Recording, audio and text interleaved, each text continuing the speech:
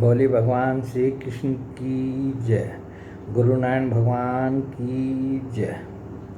अब हम श्रीमद्भागवत महापुराण के 10वें स्कंद का 57वां अध्याय पढ़ेंगे। इसका शीर्षक है स्यमंतक हरण, सतधनवा का उद्धार और अक्रूर जी को फिर से द्वारका बुलाना। श्री सुखदेव जी कहते हैं, परीक्षित, यद्यपि भगवान श्री कृष्ण को इस बात का पता था कि लाक्षागृह की आग से पांडवों का बाल भी बांका नहीं हुआ है, तथापि जब उन्होंने सुना कि कुंती और पांडव जल मरे, तब उस समय का कुल परम्परोचित व्यवहार करने के लिए वे बलराम जी के साथ हस्तिनापुर गए।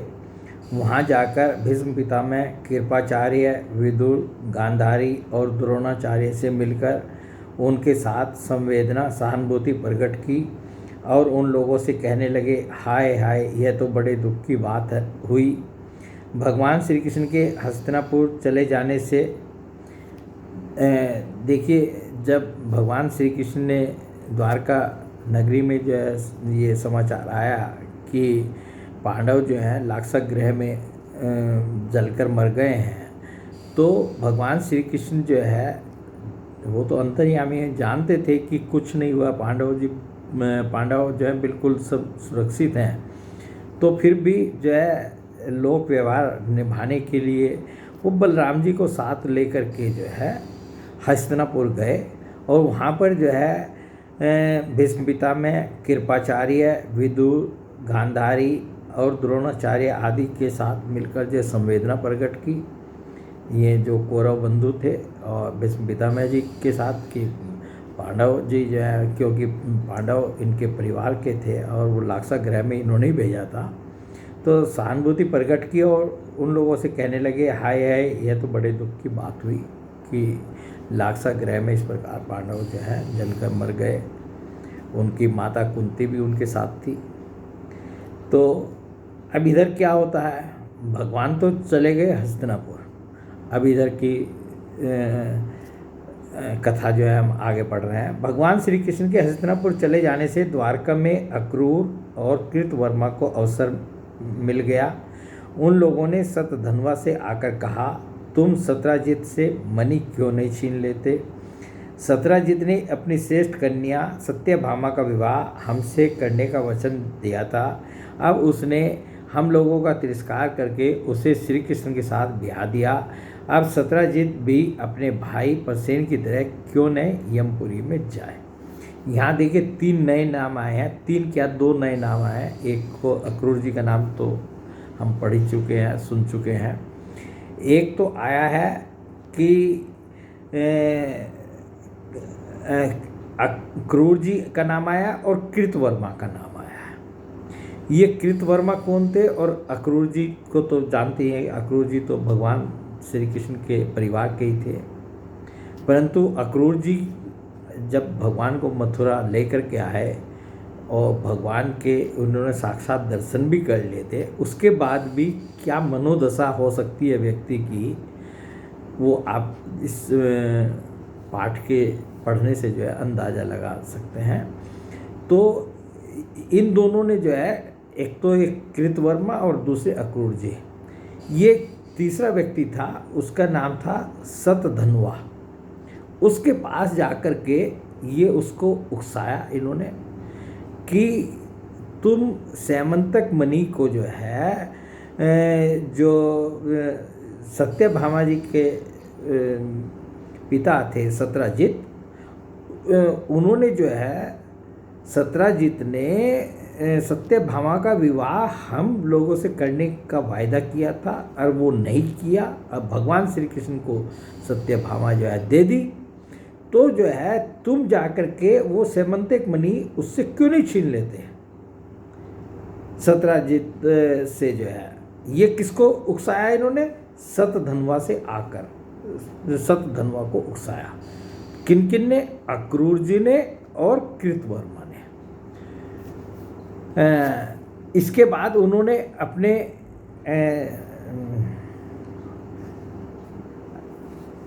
सतधनवा पापी था, जो सतधनवा जिसको उकसाया था वो पापी था, और अब तो उसकी मृत्यु भी उसके सिर पर नाच रही थी। अक्रूर और कृतवर्मा के इस प्रकार बहकाने पर सतधनवा उनकी बातों में आ गया और उस महादुष्ट ने लोभवश सोए हुए सत्राजित को मार डाला।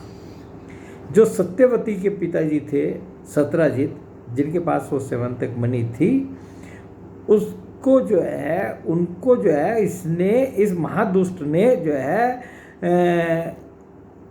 सतधनवा ने मार डाला। इस समय स्त्रियां अनाथ के समान रोने चिल्लाने लगी, परंतु सतधनवा ने उनकी ओर तनिक भी ध्यान न दिया। जैसे कसाई पशुओं की हत्या कर डालता है, वैसे ही वह सत्राजित को मारकर और मणि लेकर वहाँ से चंपत हो गया। उसका तो उसने जो है इनको क्यों सत्राजित को क्यों मारा था? सैमंतक मणि के लिए। तो उनको मार दिया सत्यभामा जी के पिताजी को, और सैमंतक मणि को लेकर जो है ये वहाँ से चंपत हो गया। सत्यभामा जी को यह देखकर कि मेरे पिता मार डाले गए हैं बड़ा शोक हुआ, और वे हाय पिताजी मैं मारे गए इस प्रकार पुकार पुकार कर विलाप करने लगी। बीच बीच में वे बेहोश हो जाती और होश आने पर फिर विलाप करने लगती। इसके बाद उन्होंने अपने पिता के शव को तेल के कढ़ाई में रखवा दिया और आप हस्तिनापुर को गई। भगवान श्री कृष्ण कहाँ गए हुए थे? हस्तिनापुर गए हुए थे। ये पहले ही जो है पहले में जो है हमने पढ़ लिया था कि भगवान श्री कृष्ण बलराम जी को लेकर उस समय जो है हस्तिनापुर गए हुए थे, और ये घटना जो है उनकी अनुपस्थिति में द्वारका में घटी थी। तो जब सत्यभामा जी ने देखा कि इस तरह से मेरे पिताजी को मार डाला गया, तो उन्होंने उनके शव को जो है तेल के कढ़ाई में रखा और हस्तिनापुर चल दी। उन्होंने बड़े दुख से भगवान श्री कृष्ण को अपने पिता की हत्या का वृतांत सुनाया। यद्यपि इन बातों को भगवान श्री कृष्ण पहले से ही जानते थे, भगवान तो अंतर्यामी है, वो पहले से ही सब जानते थे।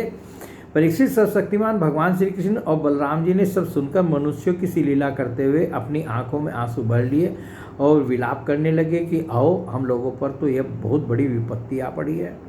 जब सत्यभामा ने बताया कि मेरे पिताजी का ऐसे वध हो गया है, तो भगवान श्री कृष्ण ने, बलराम जी ने लोक व्यवहार निभाते हुए उन मनुष्य की लीला कर रहे हैं, आंखों में उनके आंसू आ गए कि मेरे ससुर का जो है इस तरह से वध हो गया है।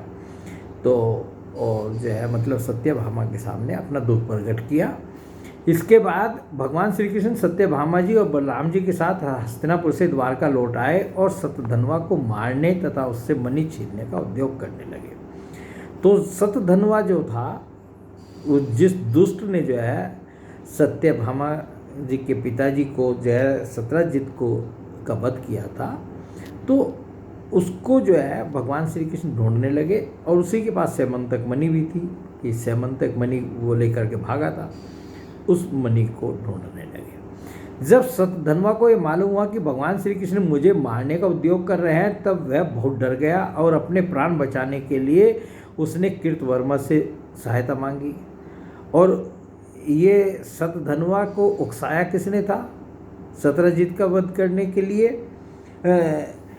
उकसाया था अक्रूर जी ने और कृतवर्मा ने। तो इन दोनों ने उसको उकसाया था। तो ये जब उसको मालूम हुआ कि भगवान श्री कृष्ण मुझे मारना चाहते हैं, तो ये बहुत डर गया और प्राण बचाने के लिए पहले तो ये कृतवर्मा जी के पास गए। तो कृतवर्मा जी से जाकर के कहा, भगवान श्री कृष्ण और बलराम जी सर्वशक्तिमान ईश्वर हैं। तब कृतवर्मा जी के पास जब ये गया, तो कृतवर्मा जी क्या इसको उत्तर दे रहे हैं सतधनवा को, जिसने मारा था? भगवान श्री कृष्ण और बलराम जी सर्वशक्तिमान ईश्वर हैं, मैं उनका सामना नहीं कर सकता। भला ऐसा कौन है जो उनके साथ वैर बांधकर इस लोक और परलोक में सकुशल रह सके? तुम जानते हो कि कंस उन्हीं से द्वेष करने के कारण राज्य लक्ष्मी को खो बैठा और अपने अनुयायियों के साथ मारा गया। जरासंध जैसे सूरवीर को भी उनके सामने 17 बार मैदान से हारकर बिना रथ के ही अपनी राजधानी में लौट जाना पड़ा था। तो जब कृतवर्मा जी ने जो है उसे इस प्रकार टका सा जवाब दे दिया सतधनवा को, तब वह सतधनवा ने सहायता के लिए अक्रूर जी से प्रार्थना की। दूसरे उकसाने वाले कौन थे? अक्रूर जी थे। तो अक्रूर जी के पास गया वो।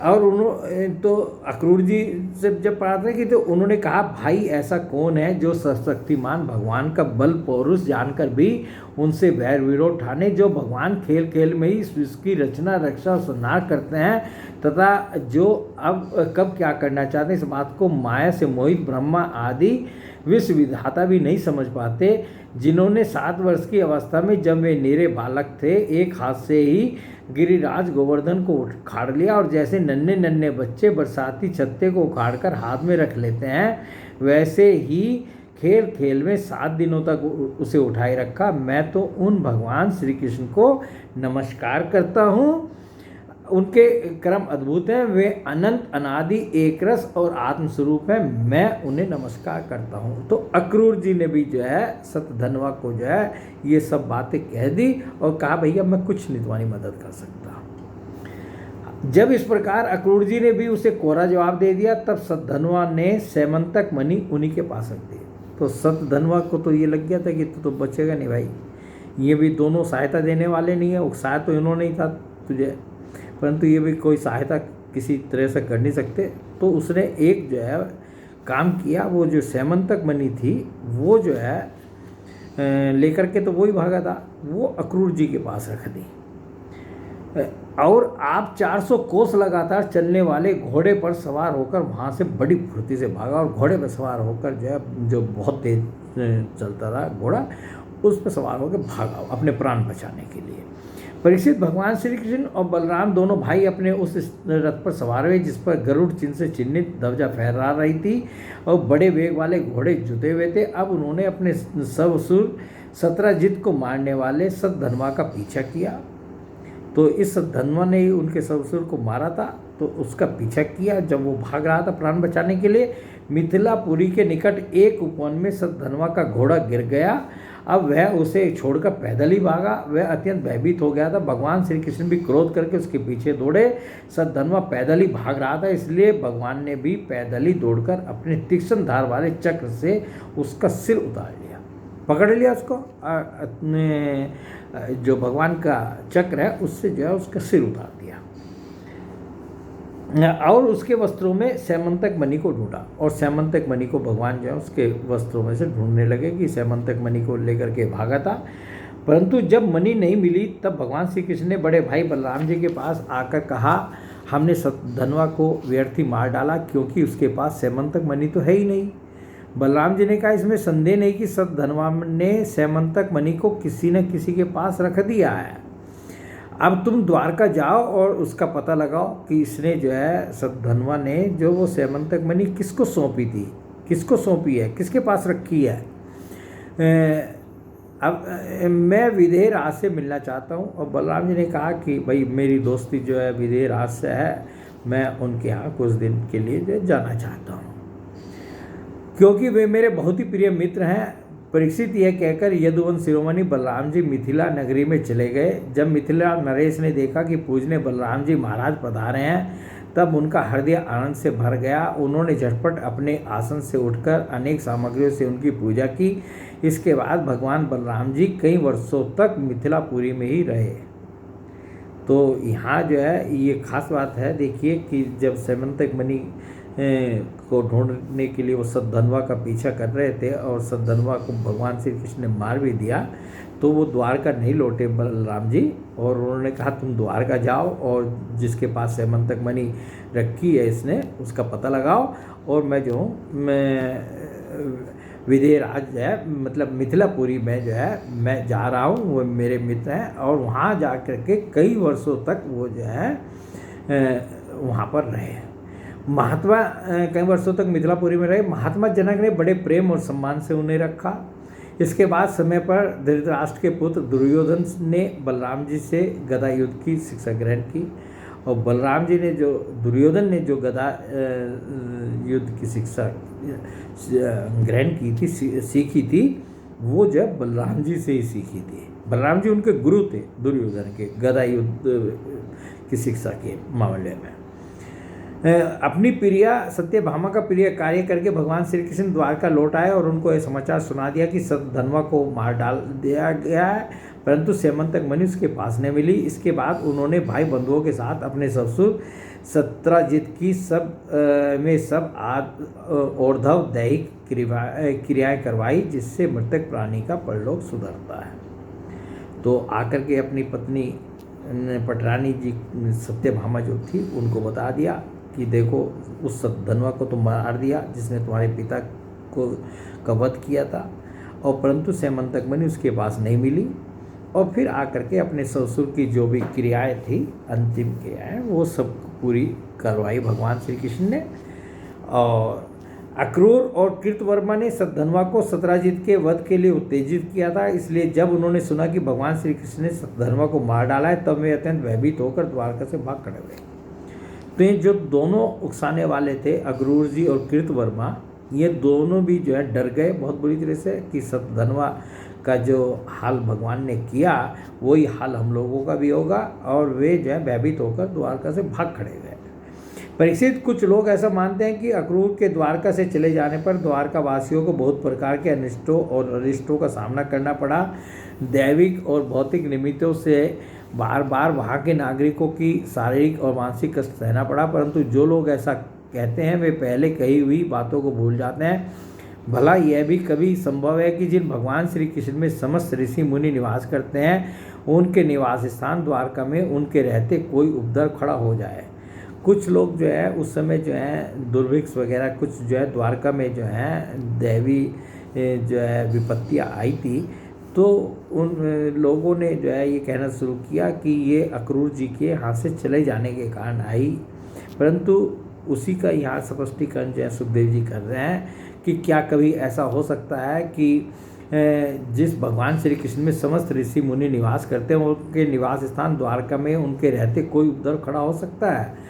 उस समय नगर के बड़े बूढ़े लोगों ने कहा, एक बार काशी नरेश के राज्य में वर्षा नहीं हो रही थी, सूखा पड़ गया था। तब उन्होंने अपने राज्य में आए हुए अक्रूर के पिता सौफलक को अपनी पुत्री गांधिनी ब्याह दी। तब उस प्रदेश में वर्षा हुई। अक्रूर भी सौफलक के ही पुत्र हैं और इनका प्रभाव भी वैसा ही है। इसलिए जहाँ जहाँ अक्रूर रहते हैं वहाँ वहाँ खूब वर्षा होती है तथा किसी प्रकार का कष्ट और महामारी आदि उपद्रव नहीं होते। ये इस तरह की बात जो है कि अक्रूर जी के बारे में जो है जब वहाँ के लोगों ने कही और भगवान ने सुनी, तो परीक्षित उन लोगों की बात सुनकर भगवान ने सोचा कि इस उपद्रव का यही कारण नहीं है। जानकर भी भगवान जानते थे कि यही कारण नहीं है जो ये बोल रहे हैं, परंतु जो है दूसरों को, जनता को जो है मतलब संतुष्ट करने के लिए भगवान ने यह जानकर भी भगवान ने दूत भेजकर अक्रूर जी को ढूंढवाया और आने पर उनसे बातचीत की। तो अक्रूर जी को ढूंढवा लिया भगवान ने, और जब वो लौट आए द्वारका तो उनसे बातचीत की। भगवान ने उनका खूब स्वागत सत्कार किया और मीठी मीठी प्रेम की बातें कहकर उनसे संभाषण किया। परीक्षित, भगवान सबके चित्त का एक एक संकल्प देखते रहते हैं, इसलिए उन्होंने मुस्कुराते हुए अक्रूर से कहा, चाचा जी आप दान धर्म के पालक हैं। हमें यह बात पहले से ही मालूम है कि सतधनवा आपके पास वह सेमंतक मणि छोड़ गया है जो बड़ी ही प्रकाशमान और धन देने वाली है। भगवान ने सीधे कह दिया उनके बोलने से पहले ही कि हमें पता है कि सतधनवा जो है वो सेमंतक मणि जो है आपके पास जो है छोड़ करके गया है, जो कि बड़ी प्रकाशवान है और धन देने वाली है। ये अक्रूर जी को आते ही जो है भगवान ने कह दिया। आप जानते ही हैं कि सत्राजित के कोई पुत्र नहीं है, इसलिए उनकी लड़की के लड़के उनके नाती ही उन्हें तिलांजलि और पिंडदान करेंगे, उनका ऋण चुकाएंगे और जो कुछ बच रहेगा उसके उत्तराधिकारी होंगे। और जो सत्यभामा के पिता जो सत्राजित जिनकी वो मणि थी, सेमंतक मणि उन्हीं के पास थी, तो उनके बारे में कह रहे हैं कि आप जानते हैं कि उनके कोई पुत्र तो है नहीं। तो एक ये लड़की थी सत्यभामा जिसके साथ भगवान का विवाह हुआ था, तो उनकी लड़की के लड़के यानी कि उनके नाती ही उन्हें तिलांजलि और पिंडदान करेंगे, उनका ऋण चुकाएंगे और जो कुछ बच रहेगा उसके उत्तराधिकारी होंगे। वही जो है सत्राजित की जो भी संपत्ति है वो उसके उत्तराधिकारी जो है उनके नाती होंगे, यानी सत्यभामा के बच्चे होंगे। इस प्रकार शास्त्रीय दृष्टि से यद्यपि सेमंतक मणि हमारे पुत्रों को ही मिलनी चाहिए, तथापि वह मणि आपके ही पास रहे, क्योंकि आप बड़े व्रतनिष्ठ और पवित्र आत्मा हैं तथा दूसरों के लिए उस मणि को रखना अत्यंत कठिन भी है। परंतु हमारे सामने एक बहुत बड़ी कठिनाई यह आ गई है कि हमारे बड़े भाई बलराम जी मणि के संबंध में मेरी बात का पूरा विश्वास नहीं करते। अब भगवान को तो अक्रूर जी से वो मणि बाहर निकलवा के दिखवानी थी कि हाँ, मणि को जो है सतधनवा जो है उन्हीं को सौंप करके गया था। भगवान तो ये चाहते थे। और उसी तरह से जो है भगवान जो है अक्रूर जी को समझा रहे हैं कि देखो, ये जो है मणि जो है हमें नहीं चाहिए, हमें तो जो है उसके, जबकि मतलब उस पर की सत्यजीत की जो संपत्ति है, मतलब जो सत्यभामा के पिताजी हैं, उन पर हमारे बच्चों का ही अधिकार है, परंतु फिर भी जो है मणि को आप रखिए। हम तो जो है उस मणि को जो है सिर्फ निकाल के दिखा दीजिए।